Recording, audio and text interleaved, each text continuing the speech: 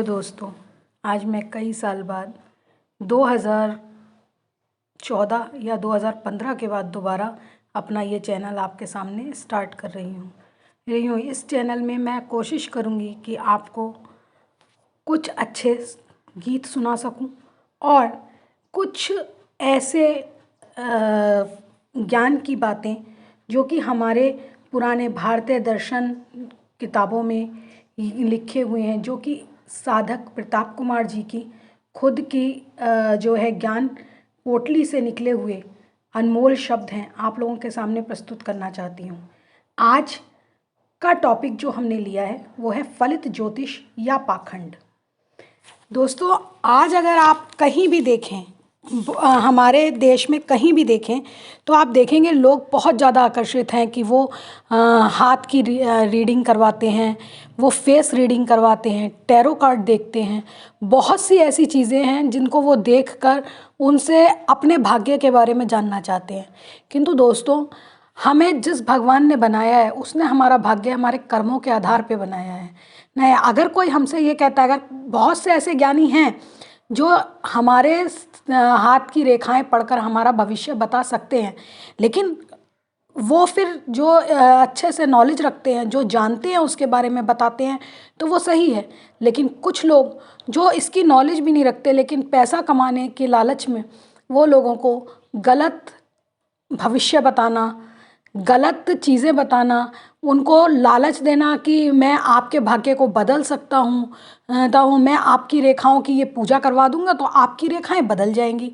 ये सारे जो बातें बताते हैं वो मुझे लगता है गलत है। लोगों से इस तरीके से पैसा ऐंठना, उन्हें बेवकूफ़ बनाना मेरे हिसाब से बहुत गलत बात है। आज ये सोचते हुए, ये सब जानते हुए मैं इस टॉपिक को स्टार्ट कर रही हूँ। ये बात सही है कि ज्योतिष वेद का ही एक अंग है, किंतु वह गणित ज्योतिष है, फलित ज्योतिष नहीं। हो सकता है कुछ योगनिष्ठ, सत्यवक्ता, निर्लोभी महापुरुष आदृष्ट भाग्य का कुछ अंश उद्घटित करने में समर्थ हों, किंतु फीस लेकर भाग्य बतलाना और उसे संवारने वाले व्यक्ति तो प्रायः पाखंडी ही होते हैं। ऐसे धूर्तों से आपके समय व धन की रक्षा करने के उद्देश्य से ही आज की चर्चा मैं प्रारंभ कर रही हूँ। और आज की चर्चा, इसीलिए जो टॉपिक आज लिया गया है, जो आज की चर्चा की जा रही है, वो है फलित ज्योतिष या पाखंड। भारतीय दर्शन के अनुसार कर्म की 3 गतियाँ होती हैं: क्रियमाण, संचित और प्रारब्ध। मनुष्य जब शारीरिक, वाचनिक या मानसिक कोई भी कर्म करता है तो अच्छे या बुरे उन कर्मों को क्रियमाण कहा जाता है। जैसे पिस्तौल से छूटी हुई गोली या परीक्षा में दिया गया वो प्रश्नोत्तर वापस नहीं हो सकता, इसी प्रकार किया गया कर्म भी वापस नहीं होता है। जब तक किए गए कर्म का फल प्राप्त नहीं होता उसे संचित कर्म कहते हैं। इसकी अवधि कुछ भी हो सकती है। इस अवधि में कर्म की गंभीरता को कम या अधिक नहीं किया जा सकता, चाहे अवधि 1 से अधिक जन्म की हो। जब संचित कर्म का फल ईश्वर की अटल व्यवस्था से प्राप्त होता है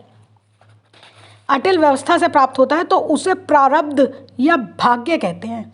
इससे सिद्ध होता है कि भाग्य ईश्वर द्वारा मनमाने ढंग से दिया जाने वाला कोई पुरस्कार या दंड नहीं है, अपितु यह मनुष्य द्वारा किए गए शुभ अशुभ कर्मों पर ही आधारित होता है। ठीक वैसे ही जैसे किसी परीक्षा का परिणाम परीक्षार्थी द्वारा दिए गए प्रश्नोत्तर के आधार पर होता है। भाग्य का पूर्व ज्ञान हमें इसलिए नहीं हो पाता क्योंकि वह पूर्व जन्मों में किए हुए कर्मों के आधार पर बनता है। अतः भाग्य को बदला तो नहीं जा सकता है, किंतु वर्तमान जन्म में पुरुषार्थ द्वारा उसे अनुकूलता लाई जा सकती है। जैसे किसी मनुष्य का जन्म निर्धन, अपठित परिवार में हुआ हो, तथापि वह अपने पुरुषार्थ से बड़ा विद्वान भी हो सकता है। इसके विपरीत धनी परिवार में पैदा हुआ व्यक्ति बुरे व्यवसायों और परिणाम के स्वरूप वर्तमान जन्म में भी निर्धन हो सकता है। अतः यह कथन सर्वथा सत्य है कि मनुष्य अपने भाग्य स्वयं विधाता होता है, इसलिए हमें किसी ज्योतिषी को अपना भाग्य पूछना और उसे बदलकर अपने पक्ष में करने की आशा करना बिल्कुल गलत है। ये तो बिल्कुल ऐसा हुआ जैसे कि अंधे से मार्ग पूछना।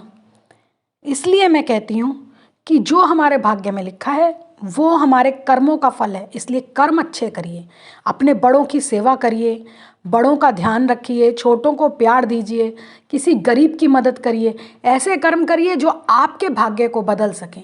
कि अगर आप स्टूडेंट हैं, पढ़ते हैं, तो अपनी पढ़ाई पे कंसंट्रेट करिए, पढ़ाई को डीपली करिए। लोगों से जहाँ आपको गलती लगती है, अगर आप पढ़ाई गलती लगती है उसे सुधारिए। आप